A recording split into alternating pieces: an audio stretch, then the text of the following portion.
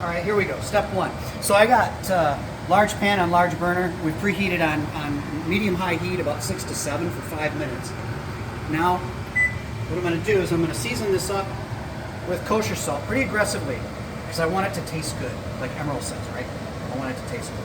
But I want to use kosher salt instead of any kind of like mixed like seasoning or anything like that, like Lawry's or anything, because the paprika and the garlic powder and everything in there and onion powder will burn because I got this on really high heat. I want a really dark, I want to make the skin super crispy. So I want kosher salt because it's not going to burn. I also want coarse ground pepper. That's why I'm hand cracking this. I want the pepper to be very coarse so the chicken has a lot of action. So that's that going there. Can't have too much pepper, can you? And we're doing paprika, so don't they kind of belong together? I don't know. In my world, they do. And then I'm just going to go, well, first of all, get some extra virgin olive oil going on in here.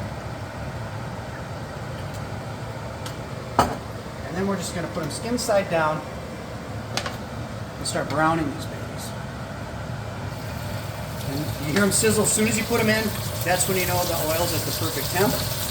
Get it over there a little bit more. I want the oil to be under the skin. Lay them in really gently because you don't want to be scalded with that stuff. Nice and easy. Just roll them down. Don't move them once you put them in there. Just lay it nice and easy, straight down. All right, so it's been about 5 to 7 minutes. And look at that color. Look at that color. That's what we're talking about right there. Holy shit. Good Lord. Now we're going to brown side. So now we're going to brown side two, but only for about 5 minutes. So now we brown side two. What we're going to do is we're going to take the chicken out and just set it on the plate here.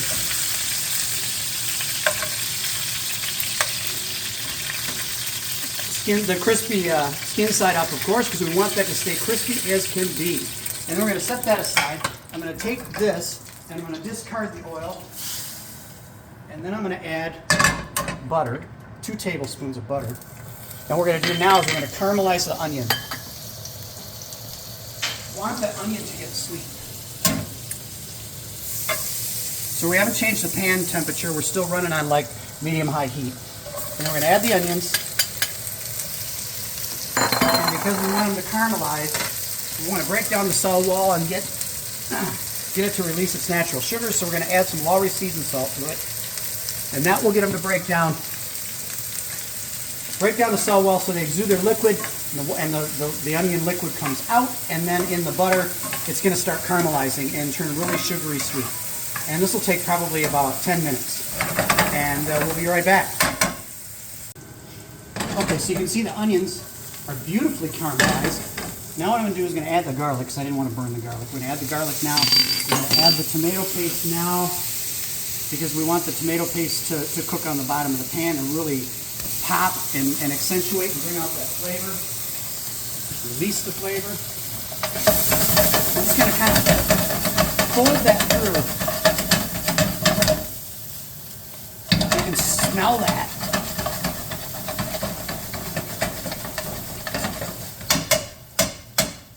All right. Now we need to start adding liquids. Well, wait a minute. Oops. I forgot. I almost forgot. Now I got to add my green pepper.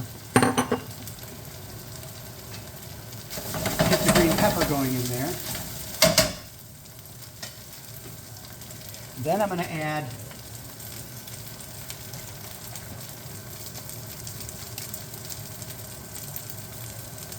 if I can get the thing open.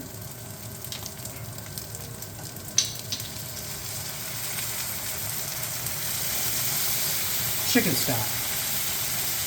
This is 1 cup. I read 2 different recipes. One called for 1, one called for 2. And we're just going to check this because it's all about the liquid level has to be perfect. You want it to be just up to the chicken, but not covering the chicken. And just by looking at that, I'm going to go ahead and put the second one in there because it will reduce. I want there to be more liquid.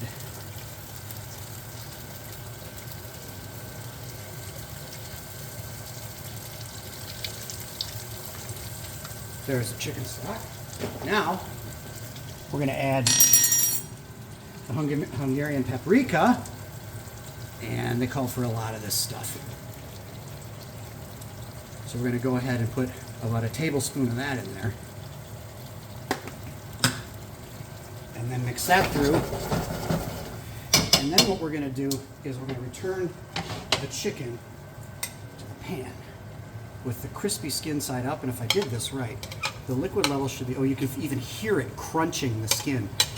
Now, if I did this right, the liquid level should come up about a third of the way of the chicken, but not, I don't want it on the skin because and then you're going to, this is the most important part, add all those juices back in there. All the marrow from the bone that's coming out, all that rich chicken flavor. That's pretty much absolutely perfect. This way the thigh is braising in the liquid, but the skin is still going to be crispy.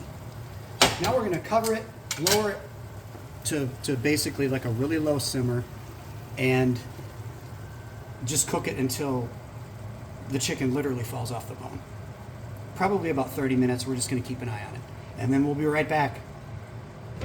On the thing. It's going. Okay, here we go. So, look at that. Look at that sauce. See how it's just gotten all thick and beautiful? You can see the rich marrow from the bone and all that chicken flavors come out of the. My God, I just want to dive in. So anyway, we've cooked it for 1 hour because I wanted it to just literally fall off the bone. As you can see, the skin is still nice and crispy. Well, not totally crispy, but pretty damn close.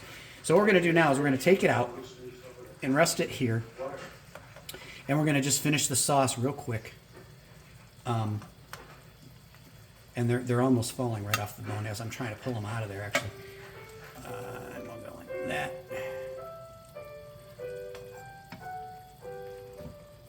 And then there's that. And then what we're going to do is we're going to see those little clumps right there. It's perfectly thick.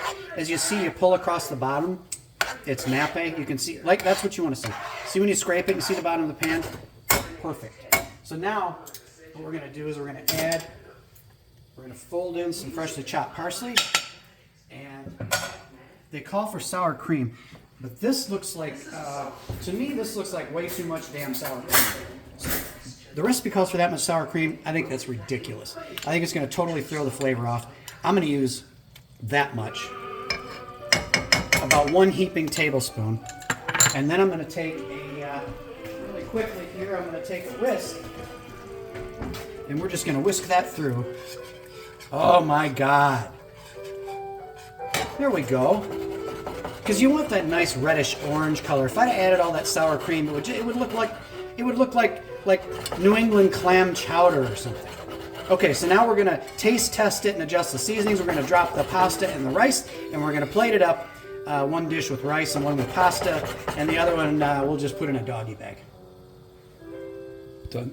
All right, so here we go. To plate it up, we're going to do 1 with rice, and we're going to do 2 with like a type of an egg noodle. Because both the recipes said it could be either or, and so I'm going to do 1 of each. Or actually 2 of one and 1 of each because we have 3 people. So basically, I just want to drop the egg noodles in the center.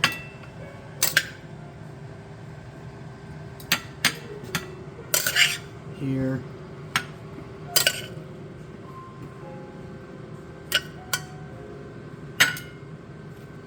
Try to give it some height. Keep it tight to the center as much as possible. It's a noodle, so it's kind of easier said than done, but that should be okay. All right, then we're just gonna ladle the sauce over it.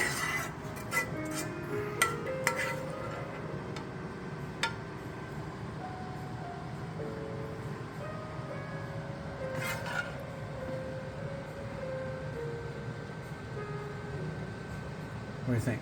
Maybe a little more, huh? Can't have too much of that stuff. Look at that sauce. Oh, all right.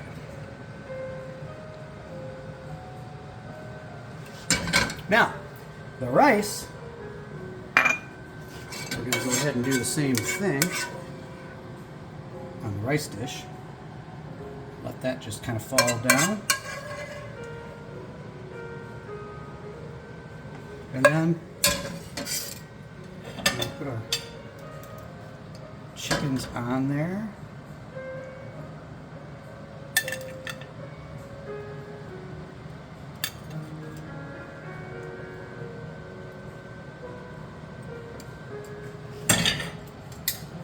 And there it is. I'm just going to spank the little paprika shaker a little bit more to get a little bit of color.